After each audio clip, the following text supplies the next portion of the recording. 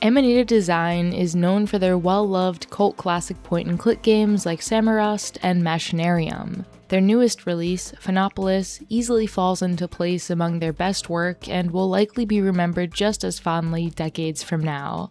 But is it their best game ever?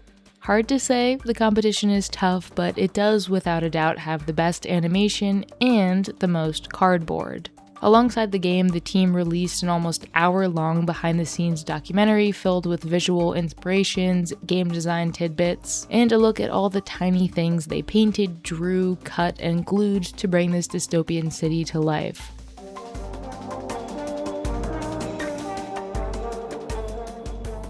When I played through Amanita Design's catalog earlier this year, I noticed that their games usually fall into one of two categories.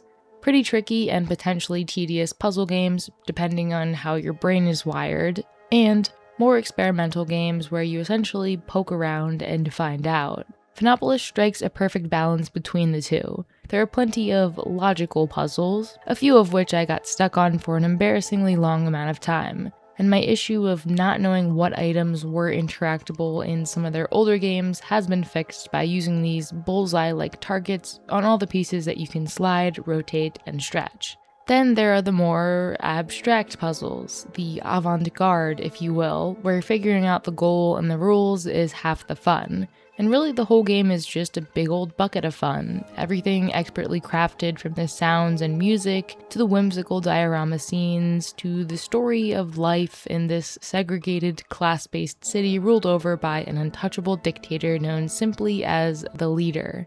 There's a great variety in the puzzles, which is important in keeping the whole experience moving along at a nice pace without allowing the player to become bored or annoyed, and there's no pixel hunting or item inventory to sort through, an adventure game where the focus is solely on the adventure and less on the guessing and checking that the genre is known for. Any sort of experimentation that needs to be done happens in a single puzzle space, each more imaginative than the last, where poking around and interacting with all the buttons and levers is half the fun.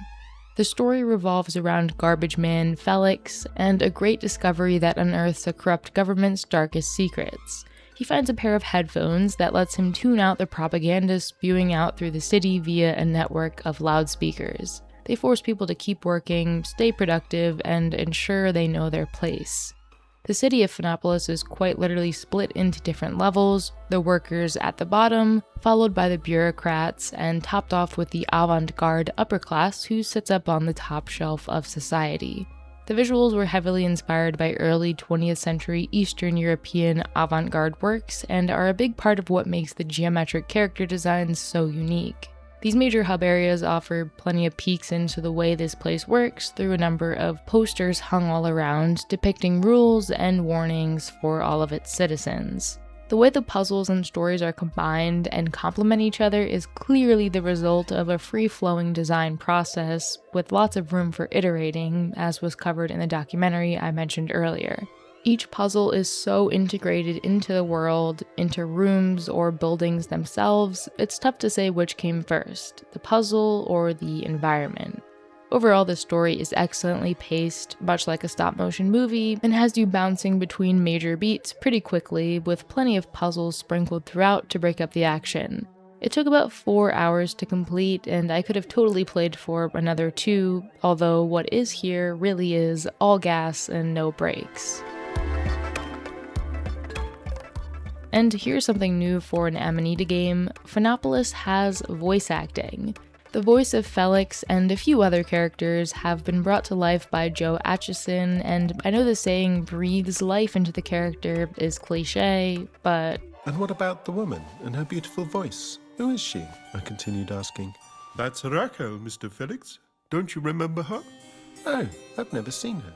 And the sound effects, yet another portion of the game that doesn't hold back, and one that I often tend to completely overlook in a game. All of the analog noises layered upon one another, paired with the intricate animation, make playing with headphones a must.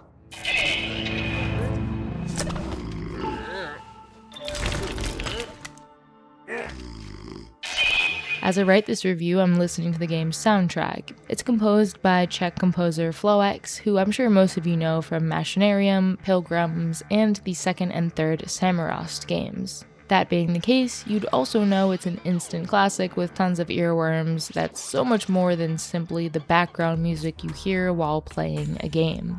Likewise, the visuals and animations are also so much more than the stuff you look at while playing a game. The studio really has made an entire animated film that you can poke and prod at in all sorts of ways, and it's complete with juicy 12 frames per second animations the whole way through.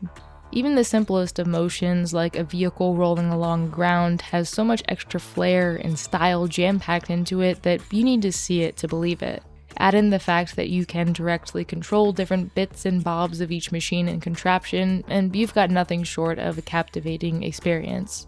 Like Amanita's previous games, Phonopolis also has a great sense of humor, and it's filled to the brim with visual gags and other funny little stuff. My personal favorite moment was this restroom scene where Felix is able to leisurely stroll into the men's bathroom while the women's has an all too familiar line out the door. And later on, when he attempts to enter it, the bathroom tries its damnedest to deny him entry. Now back to the title of this video. Is Phonopolis Amanita Design's newest reigning champion? I'm gonna have to say yes to that. I know their whole thing is designing lovingly crafted games, but this is just next level, and its decade plus in development has more than paid off. I'd say the only reason Phonopolis may not reach the tippy top of the list for some players is simply due to nostalgia.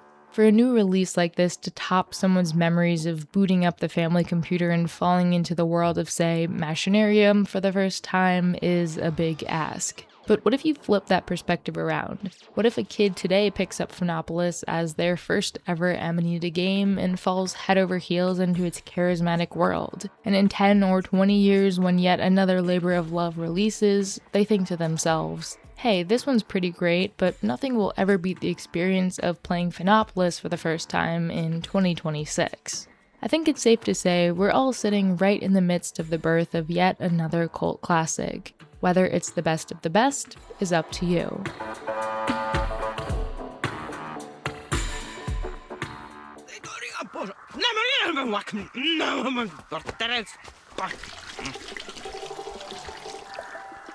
No.